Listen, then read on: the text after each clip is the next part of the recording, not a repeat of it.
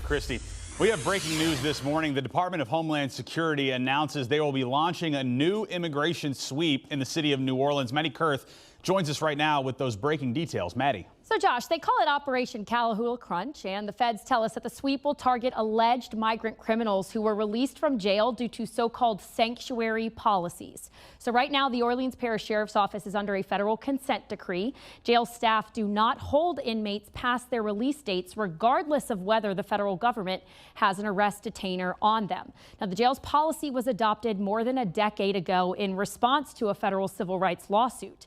But DHS says many of the alleged criminals that they're going after were initially arrested on charges like home invasion, armed robbery, and rape.